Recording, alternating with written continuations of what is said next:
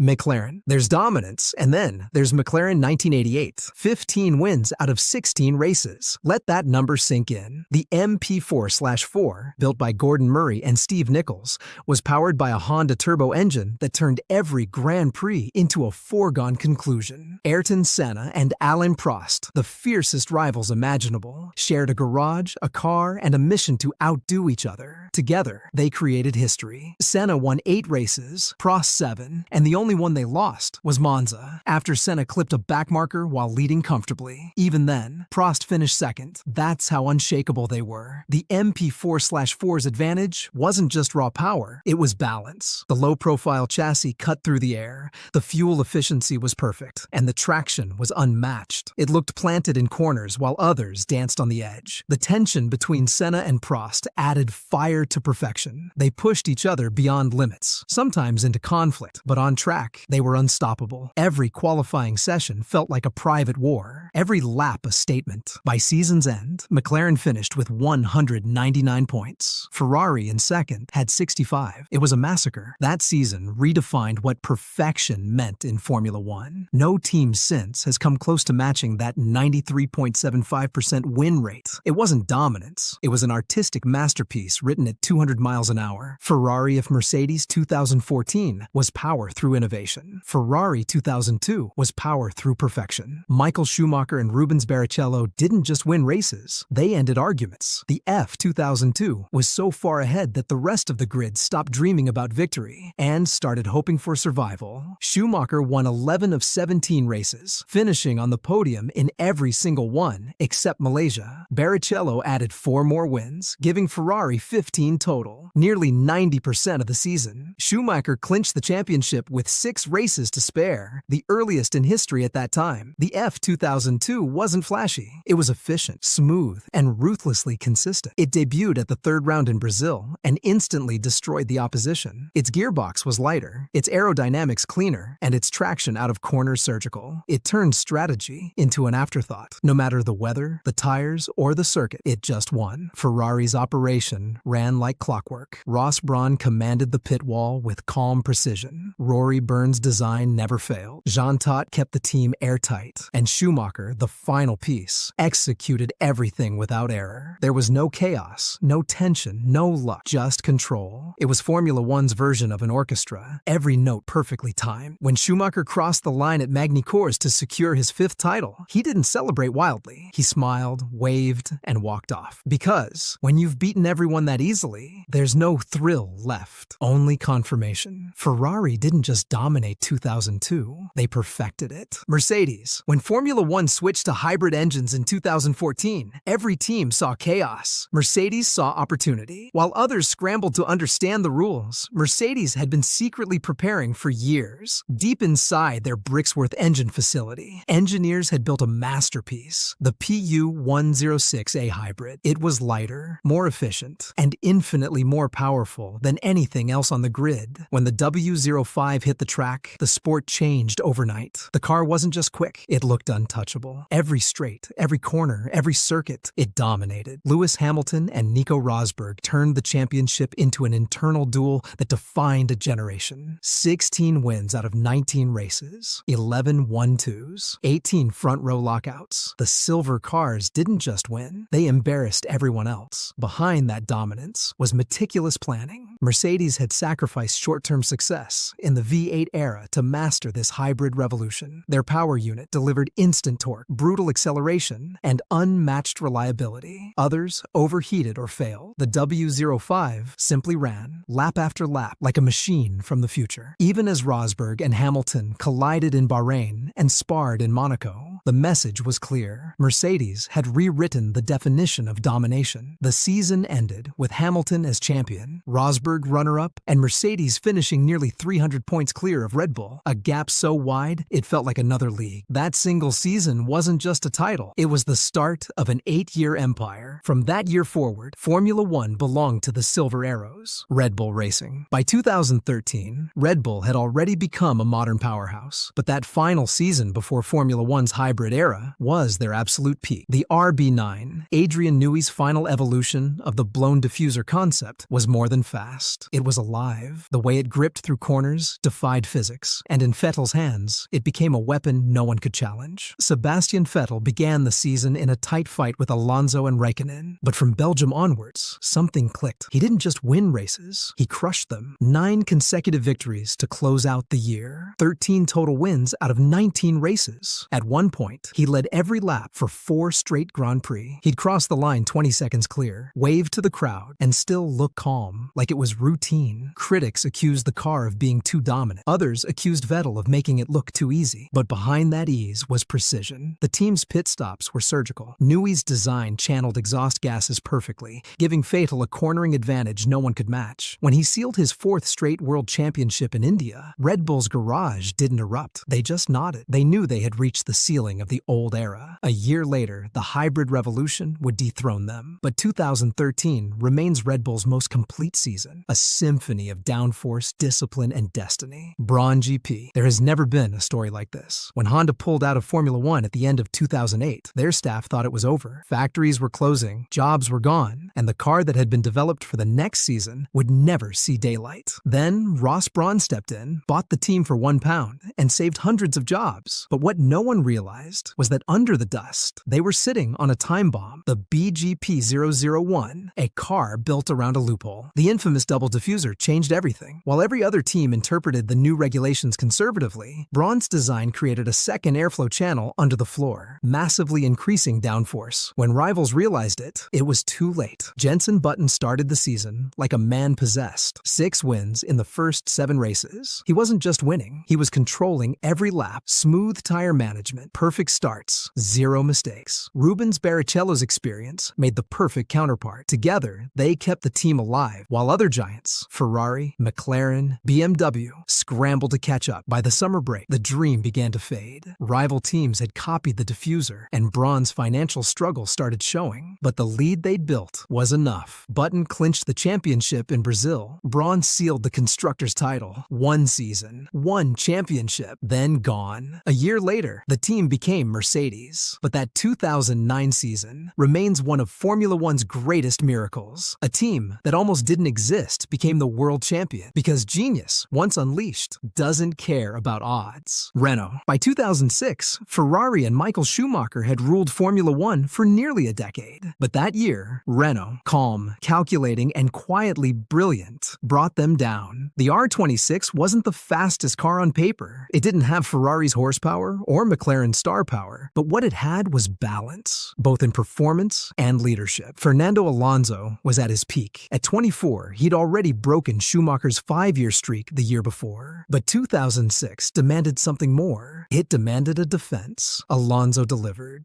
He opened the season with 6 podiums in 7 races, winning Bahrain, Australia, Spain, and Monaco with flawless execution. The Renault's traction out of slow corners and bulletproof reliability gave him an edge where others faltered. But the season wasn't easy. Ferrari came roaring back mid-year, and by Monza, Schumacher had closed the gap. The championship was on a knife's edge. Then came Suzuka, one of the greatest turning points in F1 history. Schumacher led comfortably until his Ferrari engine exploded, his first mechanical failure in 5 years. Alonso took the win, the points led, and eventually the title in Brazil. Renault's strategy, pit stops, and tire management were perfection. Giancarlo Fisichella backed Alonso when it mattered most, and the team's focus never wavered. It was a season not defined by raw dominance, but by resilience and intelligence. Renault outthought, outplanned, and outlasted Ferrari. They didn't just win championships, they dismantled an empire. Williams. In 1996, Formula One wasn't just about drivers, it was about science, and no one understood that better than Williams. At the peak of their technical golden age, the FW18 represented precision, innovation, and control in its purest form. The car was designed by Adrian Newey, powered by a flawless Renault V10,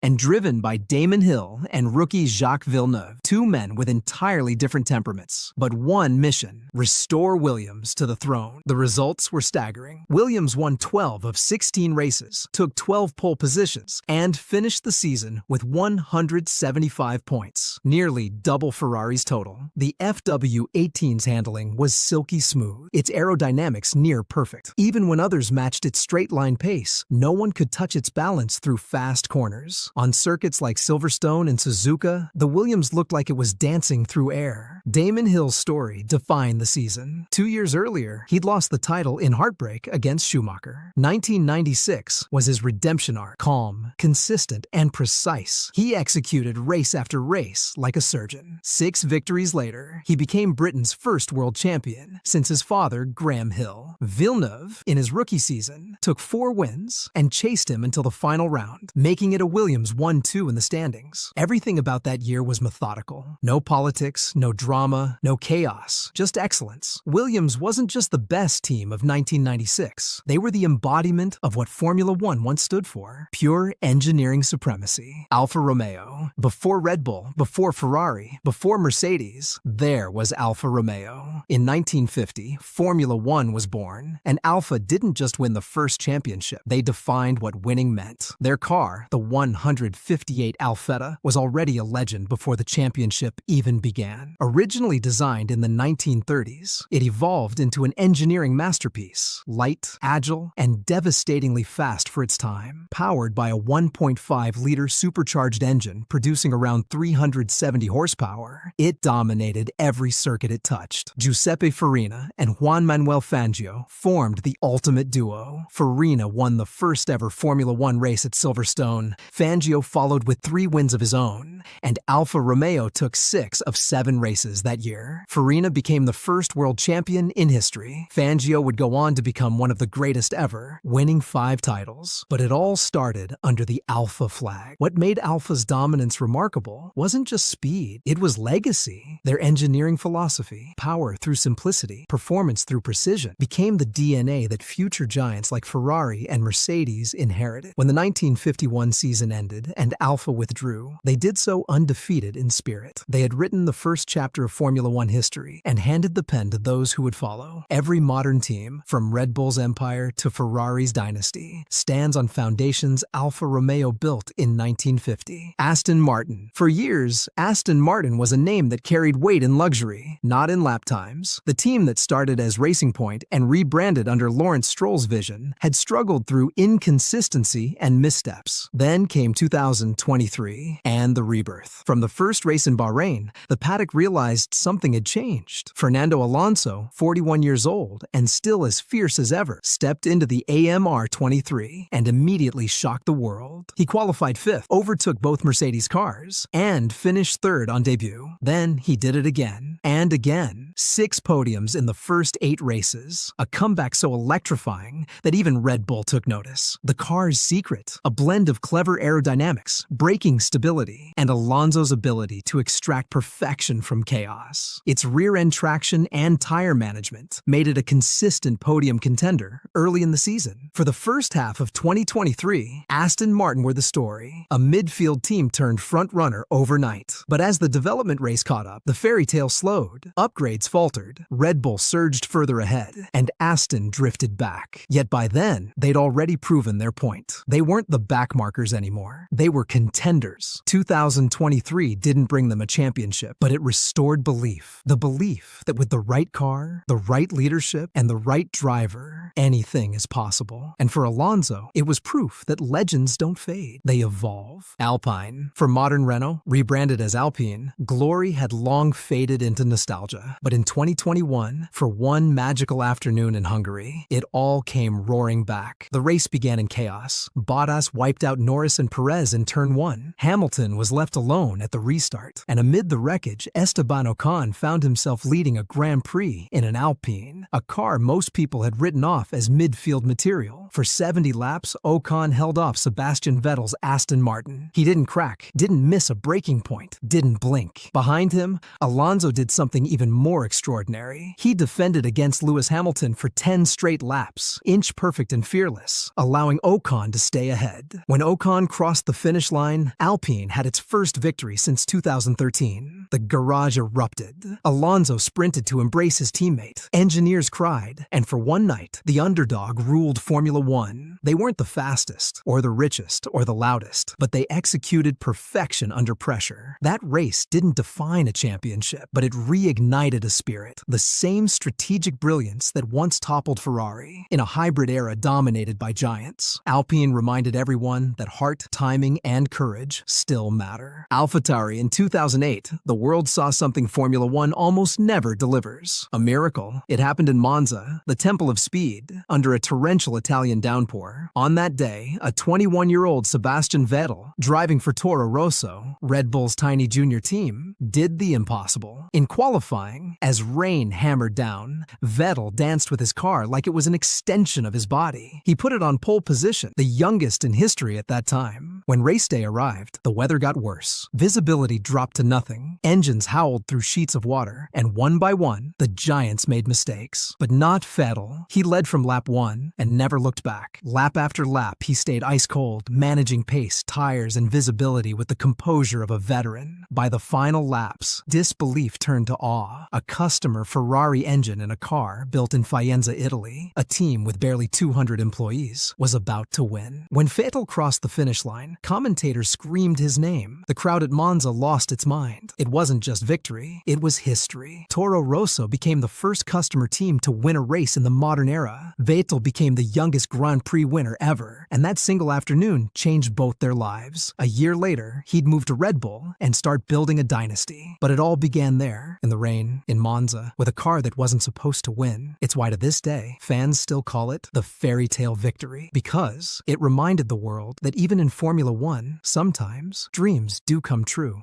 When Haas joined Formula One in 2016, few expected much. Private teams don't survive long, and success in the modern hybrid era usually belongs to manufacturers with deep pockets and global empires. But by 2018, Haas wasn't here to participate. They were here to fight. Their car, the VF18, looked unassuming, but was one of the most efficient midfield machines on the grid. It used a Ferrari engine, Dallara chassis input, and clever engineering partnerships to maximize performance without overspending. The result? A car that could punch far above its weight. Kevin Magnussen and Romain Grosjean delivered the team's strongest campaign ever. They finished 5th in the constructors' standings, ahead of McLaren, Renault, and Sauber, teams with decades more experience. In Austria, both cars finished in the top 5, Haas's best ever result. But that season wasn't just about points. It was about credibility. They proved a small American team could compete with European heavyweights on pure merit. Yes, there were heartbreaks, like the infamous double pit stop disaster in Australia that cost them their best ever finish. But Haas walked away respected. It was their golden year. The moment when a team that started with a skeleton crew and borrowed tools from Ferrari became the pride of American motorsport. For one season, Haas wasn't the joke or the rookie. They were the threat.